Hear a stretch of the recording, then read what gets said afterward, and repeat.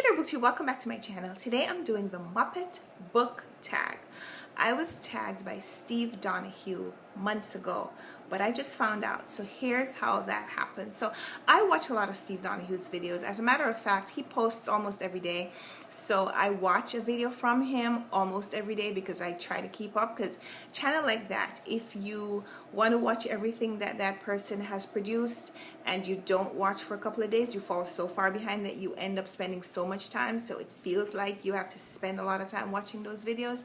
So it's better to just keep a really good regular watching schedule. About a week or so ago, a few days went by where I didn't watch any BookTube videos, and so I fell a little bit behind on my watching schedule. So I put my computer to play all these videos that I had in my feed, and I fell asleep. Yeah, I know. But something woke me up. In the middle of my sleep, I heard my name, and when I woke up, it was Steve Donahue tagging me in this Muppet book tag. And I thought, what are the odds that it would play this video where I had been tagged, and that I would wake up at the exact time that the person who was tagging me is calling my name. Like, his video is over 10 minutes long, and I didn't hear anything except the point where he tags me. So I was like, okay, it's fate, I have to do this tag. So today we're doing the Muppet book tag. The original tag was created by Bridget O, and I'm going to link her video as well as Steve's video in the description box, so you can check out both of those. So here are the questions. Question number 1. Swedish Chef, I guess, is one of the Muppets. Book that looked good but left a bad taste in your mouth. Book that looked good but left a bad taste in my mouth. This one, The Roanoke Girls by Amy Engel, was a book that I requested because I loved the family pictures that were on here, and I thought that this meant that this would be a nice family drama.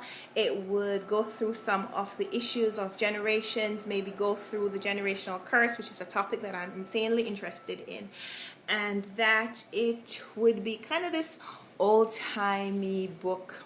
Here we have a wall where they're clearly just portraits of people. You expect this to be a family member's picture, but here it is that they've replaced it. So it seems like someone has done something to disappoint the family, and they are trying to maybe replace this person's memory or something. So I thought it was going to be that. The novel turned out to be a story of incest and about this perverted man who takes advantage of the female members of his family. But while I was disgusted by the man's actions, I think the thing that just rubbed me the wrong way was how the women behaved, because there is a point where it moves from incestual abuse to where these women choose the lives that they are in. Like, you have an opportunity to leave, but you either leave and go back, or you don't leave at all, even though you know what's coming.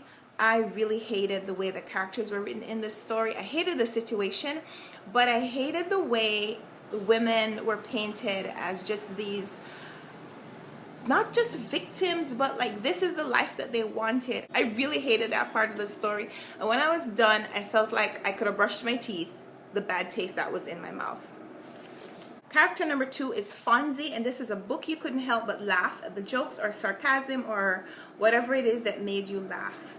A book that made me laugh recently was The Windfall by Diksha Basu, and this one was about an Indian family in Delhi. This, I thought, was a satirical look at the Indian caste system, how a person could be born in one social status, and what are some of the challenges that they face in trying to escape that caste and moving to another one. What are some of the boundaries, and how many of those boundaries are self-inflicted?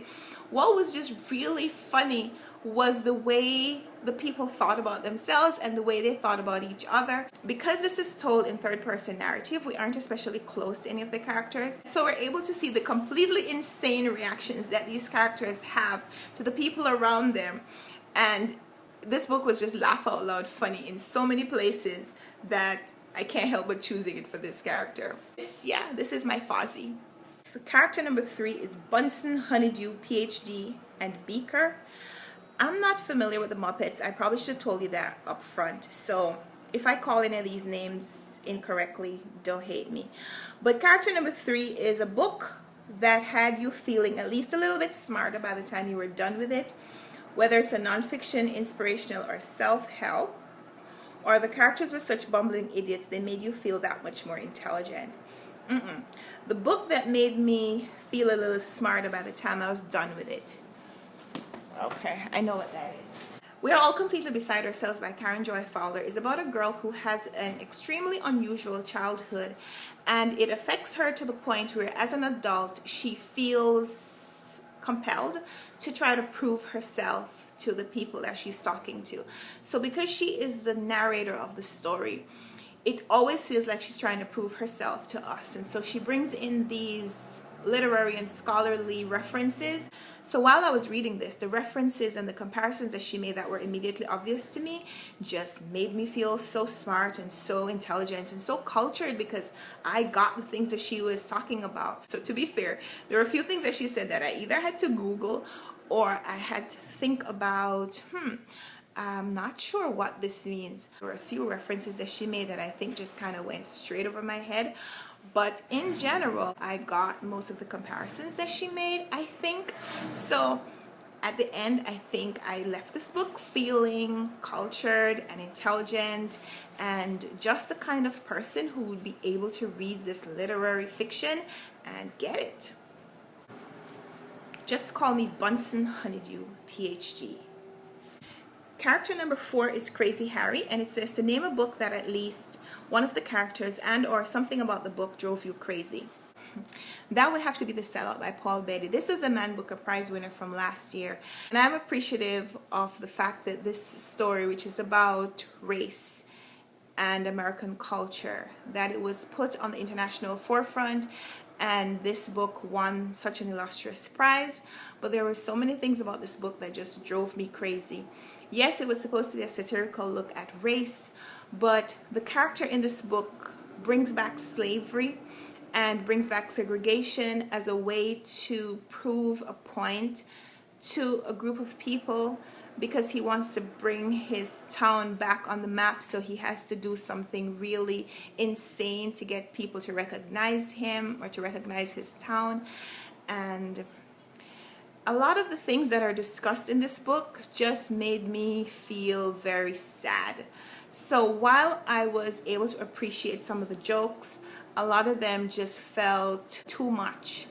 So I didn't like the story, but overall I think my main issue was with the character, because he thought that this was the way to accomplish what he wanted. And spoiler alert, he does accomplish it, but I just didn't agree with the method that he used in order to do that. Character number 5 is Janice. Name an easy read that gave you good vibes / good feelings. Easy reads. I don't read a lot of easy read books. I read this one recently. Anna and the French Kiss by Stephanie Perkins is this contemporary young adult fiction about a young American girl who is forced to spend a year in Paris, going to a school for the children of American expatriates. And her major challenge is leaving her friends behind to spend a year in the City of Lights. Yeah. After all the things that have happened in the world in recent months, including the terrorist attacks that have happened in France, it was nice to read a book about something easy and fun happening in that city, happening against that backdrop. And reading this book kind of brought me back to what I think this city wants their message to be, the City of Lights, the Eiffel Tower, the beacon of hope, the idea of romance and magic and possibility. And so yeah, reading this book gave me good vibes. Character number 6 is Statler and Waldorf, a book or series you love that was turned into a movie or TV show that was a total letdown. I'm going to pass on this one because most books I think you have to see as a separate product from the TV show or movie, because the picture that you get or the image that you have when you're reading, when you're imagining the characters, are based on who you are and what you want from the character, what you want the character to be in order for them to go through the things that are being described in the book.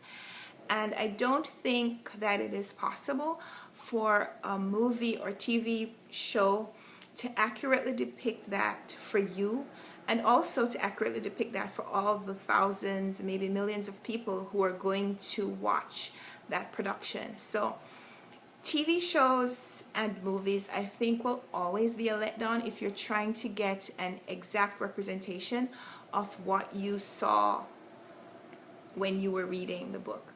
But some truly terrible movies that were made that were based on books I'm sure they exist. Maybe I'll think about them. And character number 7 is Walter. This would be a good time to get others involved. Tag some people you want to see do this tag. I'm going to tag Denise Cooper from Art Books and Life. I'm going to tag Derby Lane Reading. And I'm going to tag Earnestly Eston. So, guys, you've been tagged on the Muppet Book Tag. And I'd love to hear your answers. So, thanks for watching this video. Leave me a comment down below if I talked about a book that you've read and liked. And maybe you disagree with something that I said and you want to chat about it. So, we'll talk down there. And until next time, happy reading. Bye!